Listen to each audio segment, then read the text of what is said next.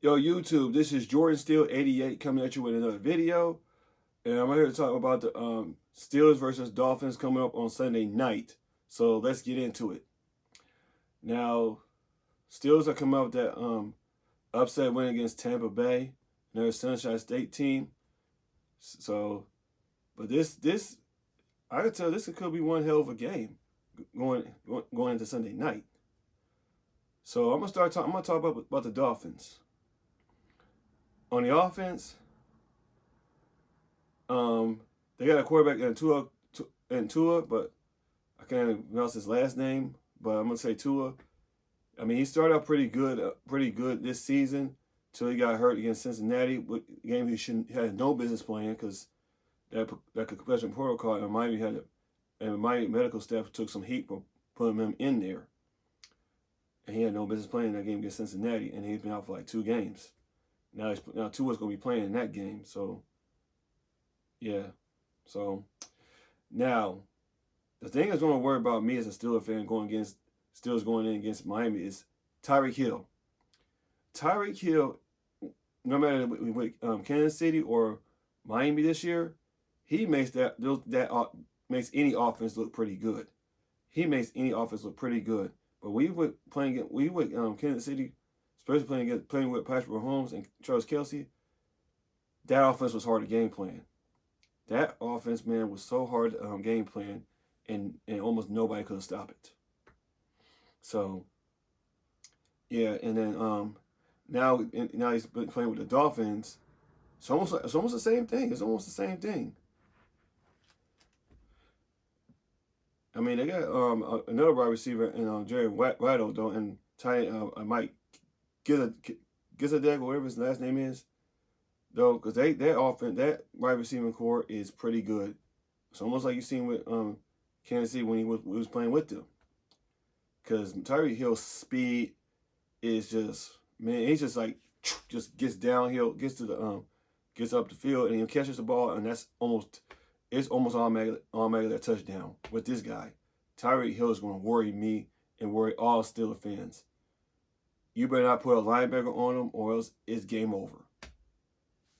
So, yeah. But if you want to start Tyreek Hill, you got to play off of him. You cannot press against Tyreek Hill at all. You cannot press against Tyreek Hill at all, or else he will cook you. So that's Miami Dolphins offense right there. Now the defense is pretty nice. They got a nice defense, but they got 2 bookend corners with Byron Jones and Xavier Howard. 2 bookend corners. Them corners are pretty much shutdown corners. So, yeah, because that free safety named Javon, I forgot his last name, but man, that secondary looks like above average though. They got a pretty good secondary. They got a pretty good secondary too. The secondary is pretty good.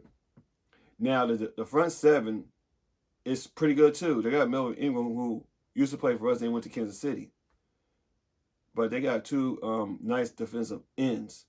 They got two nice defensive ends though. The bookends of defensive ends, like I talked about, the bookends of the corners for the Dolphins. Their defensive ends are pretty good. The front 7 is pretty good too. So yeah. So there was the Miami Dolphins right there though. Now, for the Steelers, this guy right here, Fitzpatrick and Brian Flores, this is a revenge game for these guys. This is a revenge game for these guys.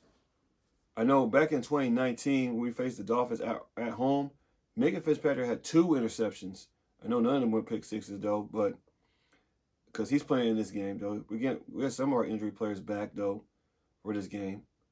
So yeah, and this is for Brian Flores too though, because he faced a lot of heat down in Miami though, about team tanking on purpose or something like that.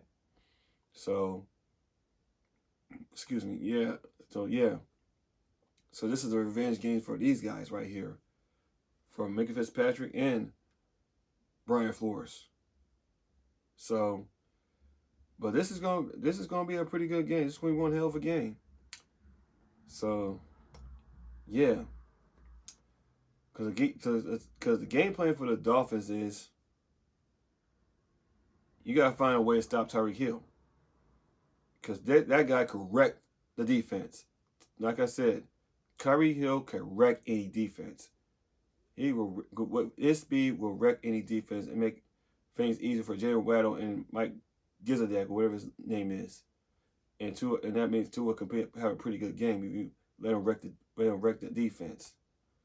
That means we cannot, we cannot, and I repeat, cannot let Tyreek Hill wreck the game. We cannot let Tyreek Hill wreck the game.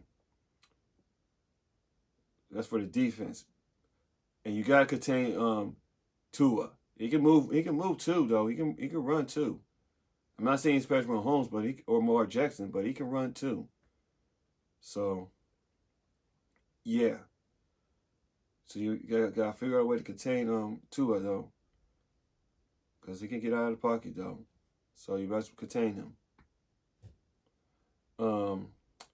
Now for the Steelers on offense, man, I've been saying this all year.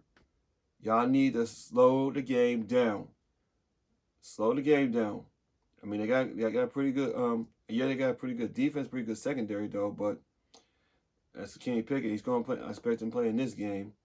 So yeah, but he's on to manage the game. You need to slow the game down, man. Canada, I'll be getting on you all year for your play calling. You need to be more selective with your play calling.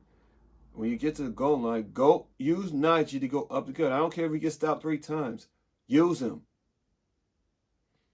Yeah, if you gotta go for it on 4th and goal or something like that, keep running the ball, sneak with Kenny Pickett. Canada, you need to stop bullshitting, man, because you need to be more selective with your play calling. Okay. All right, because you need to get it together, man. Because most Steelers fans like you are getting sick of you. Because all this BS has been pissing me off. So yeah.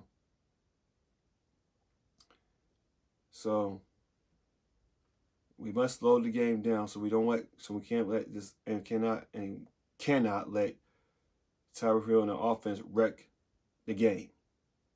So, and like I said before, this is the revenge game for these guys, for Minka Fitzpatrick and Brian Flores, because Brian Flores was facing so much scrutiny in Miami because, like I said before, he has because they were criticizing him for tanking on purpose, and he had to get out of Miami for that, and then Mike Tomlin gave him a coaching job, and I was pretty happy about that because Brian Flores is a game changer for our defense, though, even though TJ Watt ain't gonna be back in the next 3 weeks. So yeah.